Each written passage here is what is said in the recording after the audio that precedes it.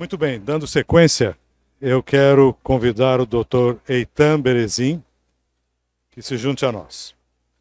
O tema do Dr. Berezin é a hesitação vacinal, o que é e por que ocorre.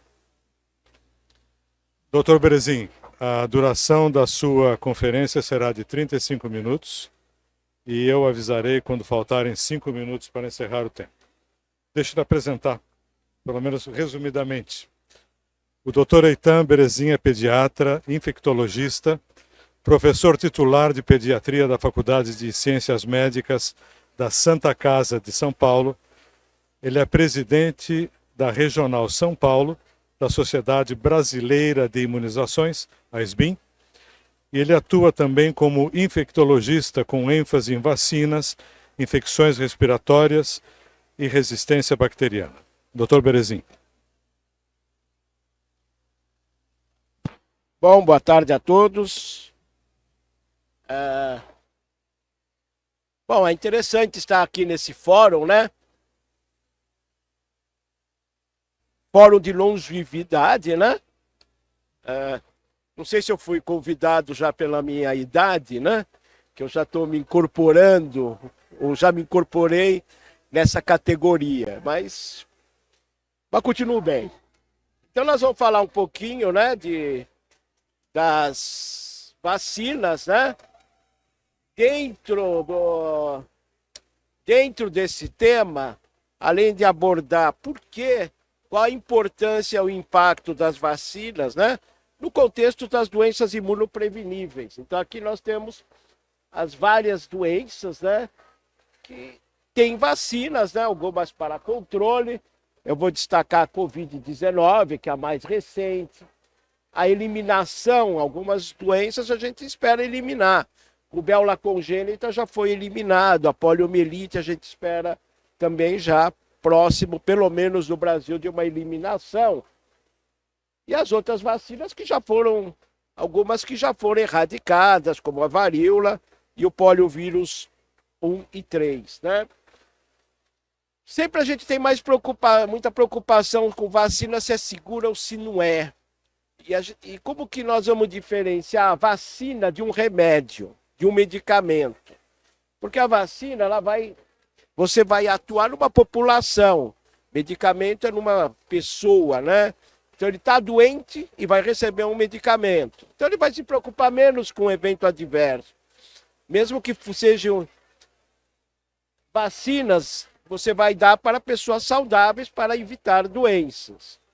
Muitas vezes as pessoas recebem uma terapêutica, como por exemplo, injeção para emagrecer, e não liga muito para evento adverso, mas liga muito mais quando é uma vacina. Então, Então muitos colocam, vacinas são maléficas, nunca tomei vacina, nunca deixei meus filhos serem vacinados, e mesmo assim ninguém ficou doente. Obviamente, porque você tem e vive numa população imunizada. Se grande parte das pessoas estiverem vacinadas, as doenças vão se afastar e, inclusive, aquele gênio não vacinado vai estar protegido também. E por que caiu a cobertura vacinal? Ou será que ela caiu mesmo?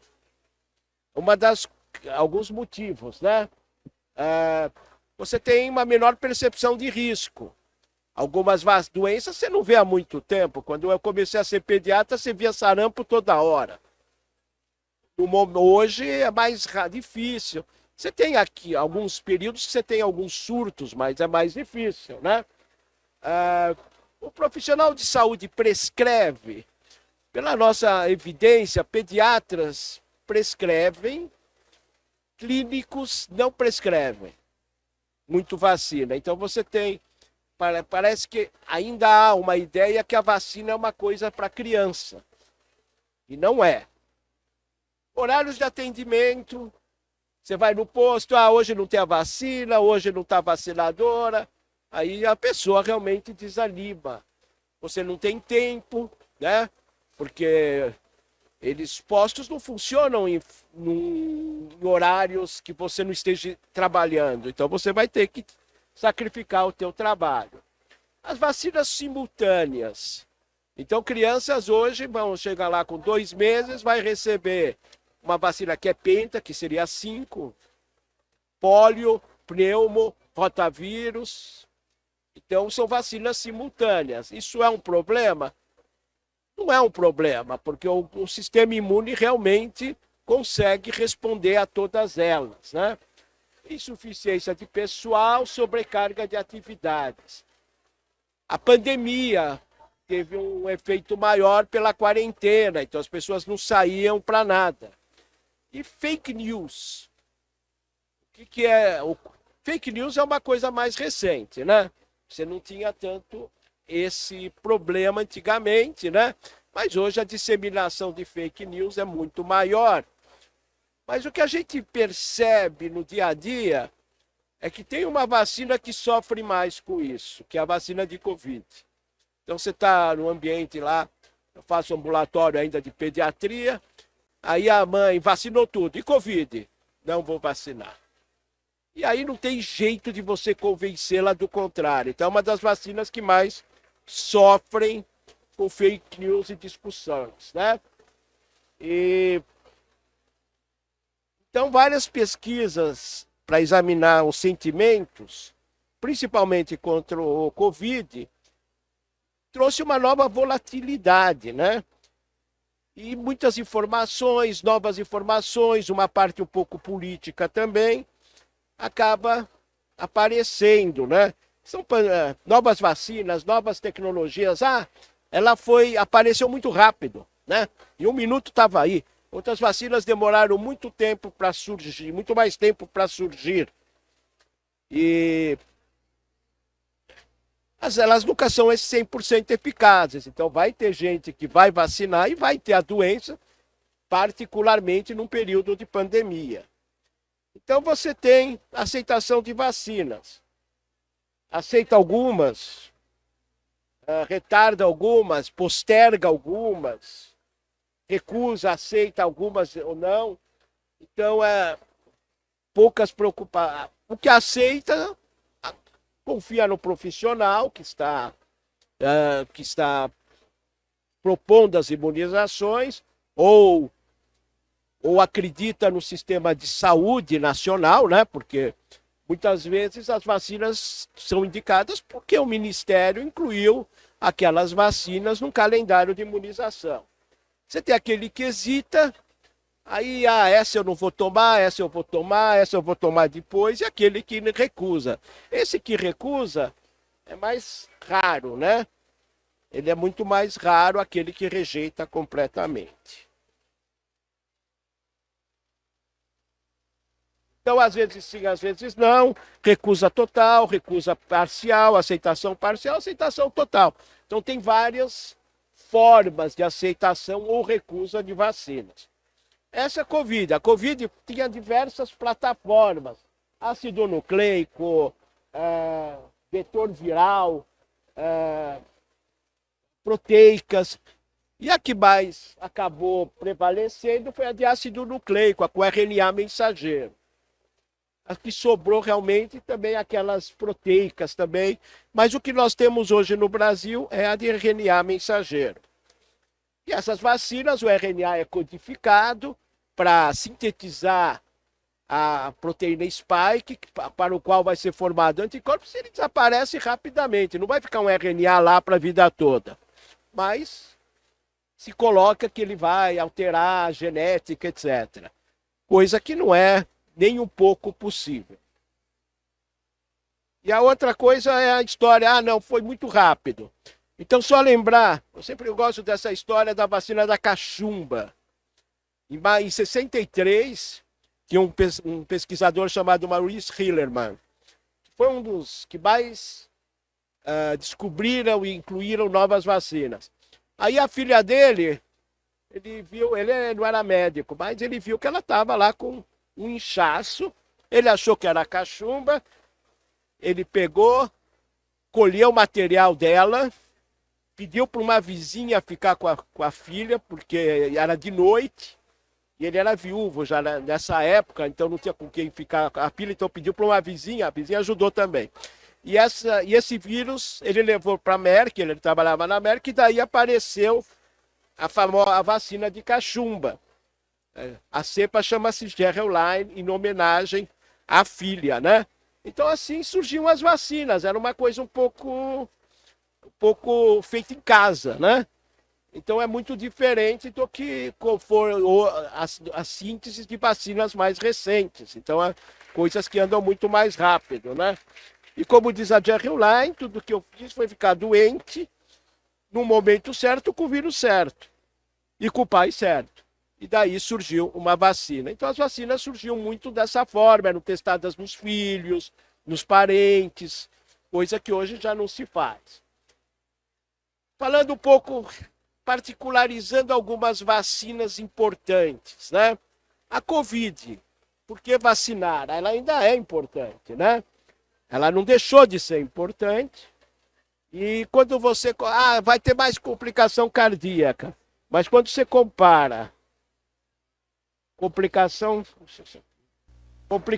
cardíacas de quem vacinou e de quem teve a doença, aqui nesse lado é quem vacinou, tem muito mais complicação cardíaca em quem teve a doença do que em quem vacinou. As miocardites que apareceram muito relacionadas à vacina, particularmente em adolescentes do sexo masculino.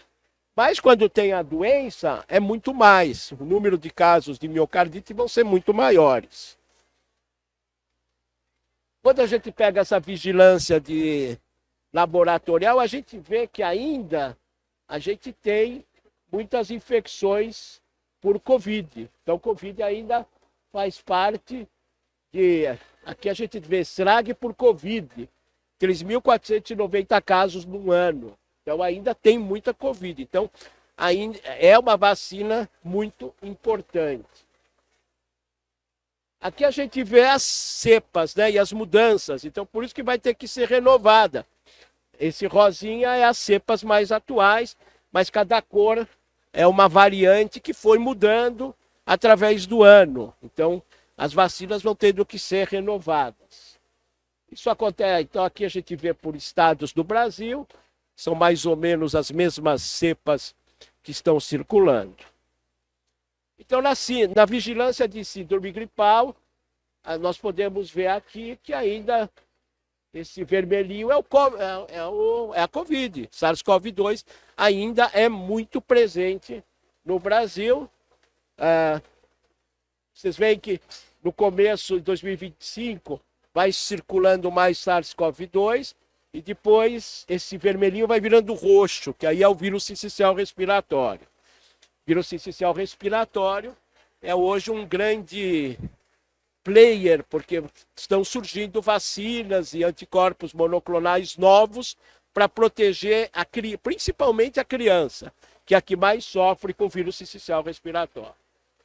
Então, a gente vê por idade, aqui no começo, menos de 2 anos, é o RSV, que é o mais importante. Você tem também outros vírus, rinovírus, mas o que mais interna, o que mais hospitaliza é o vírus sincicial respiratório, e lá do outro lado, nos adultos idosos, ainda é Covid. E aqui, quando a gente vê síndrome respiratória aguda grave, a gente pode ver a presença, primeiro do vermelho Covid, e depois vai virando roxo para o vírus sincicial respiratório. São os pacientes que internam com algum quadro respiratório. O principal que interna é vírus sincicial, mas o que mais mata, associado a óbito, ainda é o Covid. Então, aqui, desse lado, os casos hospitalizados, lá, óbitos, né? E óbitos, como pega a população mais idosa, ainda ainda é um forte causador de óbitos entre os idosos. Vacinar, né? Todos que têm mais de 60, gestantes hipoérperas, imunocomprometidos, crianças, todos esses estão indicados a vacina para Covid. A gripe, que já foi mencionada e vai ser mais mencionada, pelo que eu vi ainda no programa, ainda é muito importante, ela impacta, além de você ter o quadro respiratório, ela impacta em outros órgãos e e aumento de eventos glicêmicos, perda da independência, aumenta muito o risco do idoso com a gripe. E o que a gente tem de vacinas hoje? O que apareceu como destaque é a high-dose, então uma vacina de influenza com uma dose mais elevada de antígeno para os idosos. Ainda há uma controvérsia de o quanto ela é melhor. O que o Ministério produz ainda é a vacina não high-dose, mas normal, com as doses normais, e qualquer uma das vacinas deve receber nos períodos em que você tem a circulação maior do vírus e na população que precisa ser vacinada, né? Então, mais para adultos, se preconiza muito essa high-dose, uma dose maior com maior nível de anticorpo. As vacinas de influenza, então, você tem normalmente as trivalentes, né? Que são ou quadrivalente. Toda vacina de influenza tem um componente H3N1, um componente H3N2 e um componente da influenza B. E a trivalente, que é a que o governo distribui, tem a linhagem Vitória. A quadrivalente adiciona uma linhagem Yamagata. Só que essa linhagem Yamagata desapareceu, não tem mais. Então já deixou de ser tão importante ser quadrivalente. E o calendário, a SBIM ainda preconiza, então, para idoso, a vacina, ou o que tem é quadrivalente, mas poderia ser trivalente, de altas doses. Outra vacina que apareceu agora é o vírus sincicial respiratório. Então ela tem... O vírus sincicial é muito mais importante em crianças de baixa faixa etária, menor de 2 anos. Então, nós vamos ter realmente uma política de imunização para o vírus sincicial respiratório, de vacinação na gestante e anticorpo monoclonal nos nenês pequenos, mas também tem a vacina de RSV, de vírus sincicial respiratório, para idosos. Eles acabam comparando muito com influenza em termos de frequência. Vocês vejam que vai aumentando a frequência com a idade, acima de 60 anos, vai se tornando também importante, né? Você tem 2 vacinas, essa Arexvy é da GSK, que tem um adjuvante, e todos os estudos mostraram que ela leva uma boa proteção para o vírus sincicial respiratório, que também acaba sendo além da influenza e do Covid, mais uma infecção respiratória viral de grande importância no idoso. Tem a outra vacina, que é essa Brisvo, da Pfizer, e essa não tem adjuvante, é a mesma que vai ser utilizada na gestante também. Mas ela tem também uma boa proteção para vírus sincicial respiratório na população idosa. E lembrar, pessoas acima de 60 anos, com alto risco, né, com qualquer um desses riscos, né, também tem uma indicação importante de vacina para vírus sincicial respiratório. E aqui no calendário da SBIM, a partir de 60 anos, qualquer um que tenha alguma doença de... Mas acho que todo mundo que tem 60 anos, alguma coisa tem, né? E acima de 70 anos para todos. Uma das vacinas mais importantes é Zoster, né? Herpes zoster também é uma vacina de grande importância. Então o zoster é uma infecção em que o vírus da varicela, que eu tive catapora quando era pequeno, e o vírus ficou em nervos, né, em regiões neurais, em segmentos neurais, e podem reaparecer muito na idade nos idosos e compromete muito. Então também é uma vacina de grande importância para todos acima de 50 anos, né? é muito relacionado à imunossenescência, relacionado à idade. Então você tem primeiro as vacinas de varicela, que já estão sendo dadas às crianças, e depois surgiram a vacina para zoster, né? E depois, primeiro era de vírus vivo, né? Que era chamada Zostavax, e depois surgiu aquela de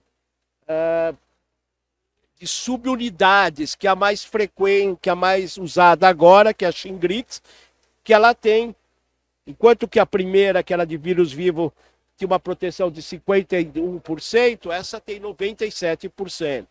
Então está indicado em todos os idosos. Ainda não está no Programa Nacional de Imunização, mas há planos de ser incluído. Há planos porque realmente é uma vacina de grande importância. Vou passar um pouco isso. Tem alguns eventos adversos, né, associados à vacina, mas é muito importante que seja aplicada em todos os idosos. Então, a Zostavax aqui não está mais disponível nos Estados Unidos, e agora você só tem a Shingrix. E tem rotina pelo calendário da SBIM, a partir de 50 anos, rotineiramente, essa vacina de varicela zoster. Antes era 60, agora estão caindo um pouco para 60. A vacina pneumocócica é outra muito importante para os idosos, é a maior causa de pneumonia, né? Hoje, antes a gente tinha uma vacina pneumo 23, aí dava uma conjugada e mais uma polissacarídica, agora provavelmente vai ficar só a vacina pneumocócica 20 valente, que é uma vacina conjugada que pode ser dada em crianças e adultos e idosos, e tem uma proteção bem melhor. Aqui são as várias vacinas de pneumococo. No Brasil a gente ainda está com a pneumo 10, mas deve mudar, aliás, já devia ter mudado há muito tempo, pois essa vacina não está tendo uma boa cobertura para cepas e para os sorotipos que circulam no Brasil hoje. Depois você já tem 13, 15, 20 e 21. Então são várias vacinas que vão tendo alguma progressão. A pneumocócica 20 é a que melhor induz anticorpos, né, na população acima de 60 anos, então é a mais protetora. Ainda não está no PNI, e agora no PNI, no Programa Nacional de Imunização, para pacientes com alguma indicação maior, por alguma doença prévia, ainda está a polissacarídica 23. Só que ela já desapareceu do mercado, não tem mais. Então, provavelmente, essa conjugada 20 valente é que vai passar a ser fornecida para a população idosa. Então, a hesitação vacinal, então, só fazendo esse paralelo das vacinas que são importantes para os idosos e que devem ser fornecidas e aplicadas se nós quisermos ter um bom resultado e uma melhora na saúde e no prognóstico, né? E a hesitação vacinal ainda tem esses conceitos de relutância. Eu não vou tomar essa, eu não vou tomar de zoster porque pode ficar tonto, não vou ficar bem, posso ficar uns dias mal, ou a de Covid porque sei lá o que vai acontecer comigo. Então tem várias relutâncias em relação às vacinas, que é um pouco diferente do que a gente chama de ser antivacina. É uma relutância, uma desconfiança, né? E hoje as pessoas desconfiam muito mais de tudo, né?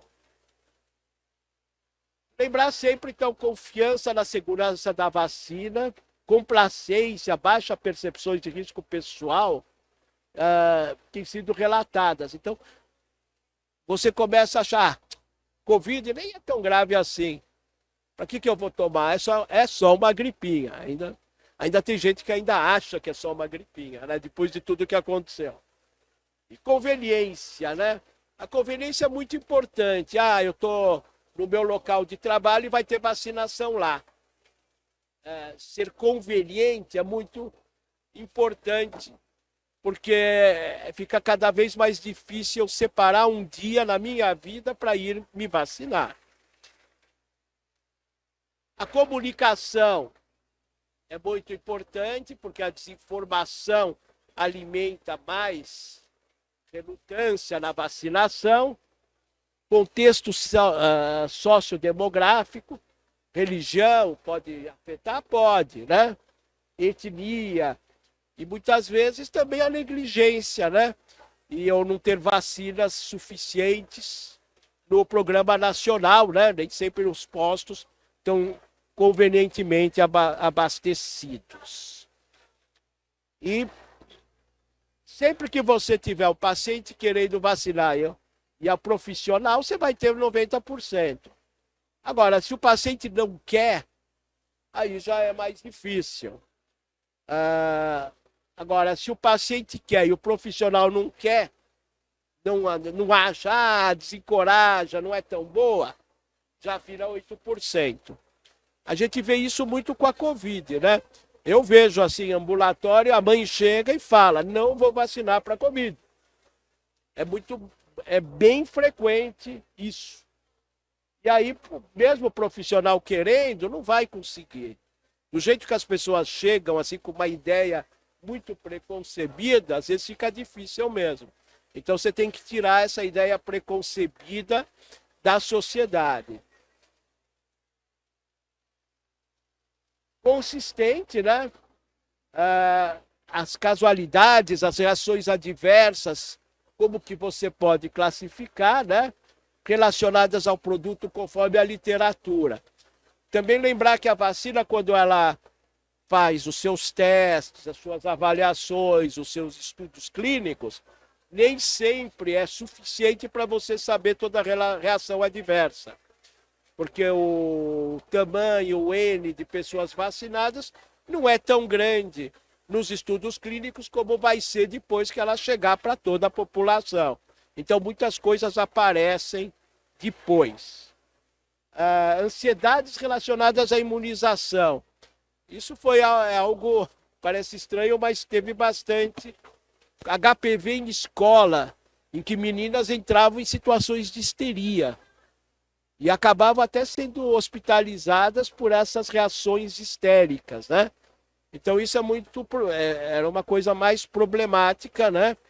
E que deve ser combatido, porque é um receio colocado desnecessariamente. Muitas vezes a relação é temporal. Eu tomei a vacina de Covid e quando eu saí eu torci e quebrei a perna. Não foi a vacina que fez você quebrar a perna, né?